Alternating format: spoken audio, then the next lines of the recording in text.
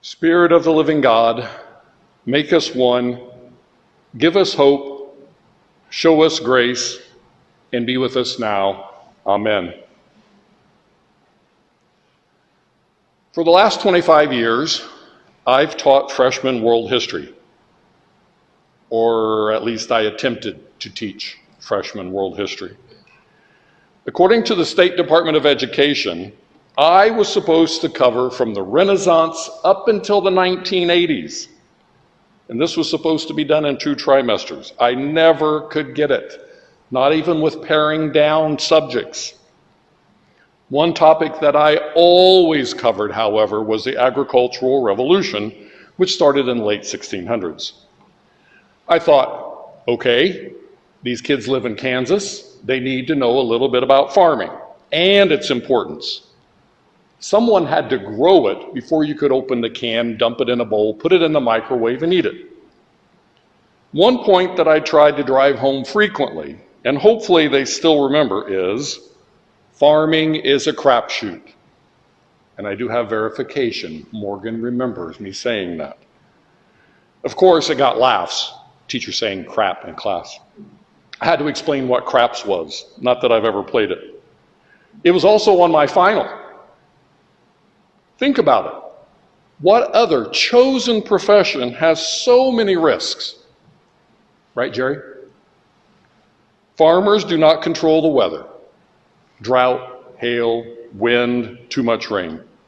The price of diesel fluctuates. Do I buy a contract this year and for next year? The price of land, oy vey, depending where you get that. The price of a combine. Priced one lately? Jan, Jerry, right? The price of combine's kind of crazy. A bumper crop causes a price to go down. But I do have the most admiration and respect for farmers. Did you know the Book of Common Prayer even has a prayer for agriculture? It's number 29, page 824 if you're sitting at home. As Shane said last Sunday, I also did not grow up on a farm, but lived in a farming community in southern Indiana, where the fields are much smaller due to the hills. My parents were both born on farms. One crop that I was not really aware of, at least at the time back when I was growing up in Indiana, no one grew milo. Our first summer here in Hutchinson was in 1989. It was near the end of June when I saw what to a Hoosier boy looked like a field of corn that was only a foot high. Well, we all know that corn is as high as an elephant's eye, and I was going to sing it. And tasseling by the 4th of July, at least back in southern Indiana. I thought, this crop is never going to make it. That farmer was really screwing up. Come to find out, it was milo. So the little parable here is, we can't be too quick to judge. Matthew 13 gives us 3 ag-related parables.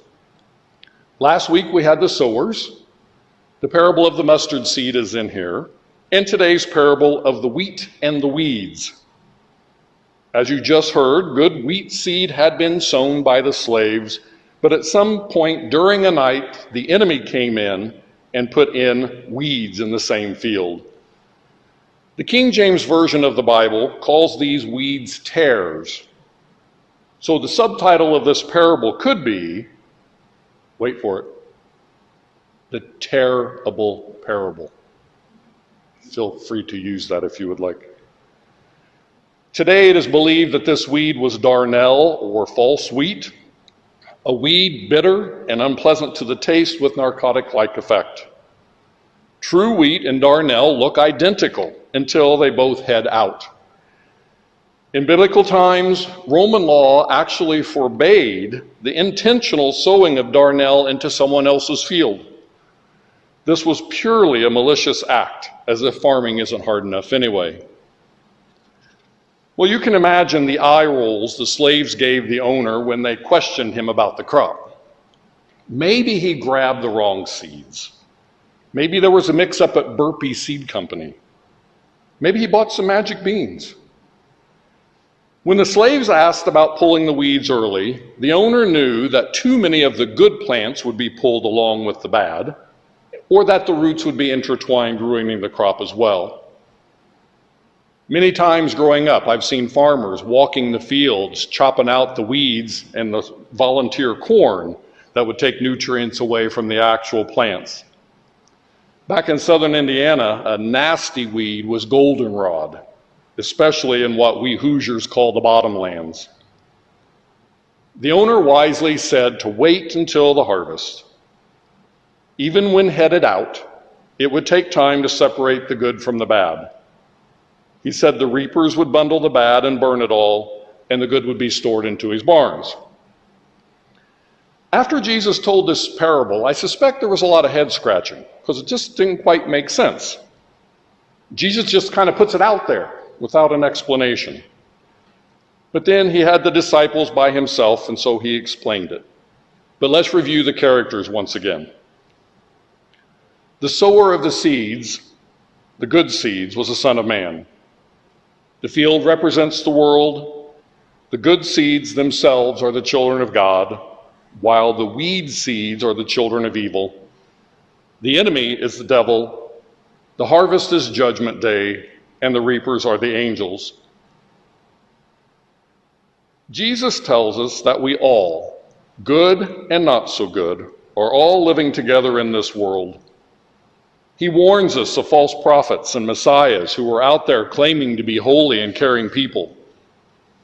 Weeds can easily take hold and win out in the end.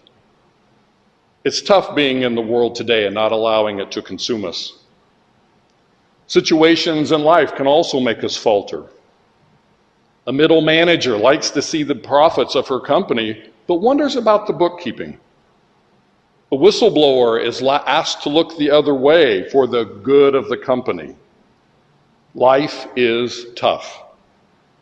There are lots of temptations all around us. We all have varying factors in our lives that, as we grow up, making it difficult to distinguish between who is good and who is bad. In the parable, the slaves want to immediately pull out the bad. But remember, the owner says, let's wait until harvest. Rushing to judgment is very easy. After all, even the disciples were guilty of this. Remember? Peter, 3 denials. Thomas the doubter, and then James and John, more interested in their personal positions than for the good of all. The field owner, Jesus, called for patience and faith. Patience for those who fail to meet the standard, and faith that God will deal with them at the right time. In the end, the church will be fully redeemed, but it's just not time yet. God models extreme patience for us in this parable. He waits patiently on us through all kinds of issues in our lives. He does not give up on us, but is holding out until Judgment Day happens. We are not to try to determine who is in and who is out. Our job is to imagine everyone as belonging to God. However, we are not called to tolerate the intolerable. There are times when it's necessary to end relationships decisively, such as abusive or violent ones. But we must face the human condition realistically. If we demand too much, condemn too quickly, or break off a relationship too easily, we doom ourselves to a lifetime of revolving door relationships or unending loneliness. We who hope to receive grace must also be willing to extend it.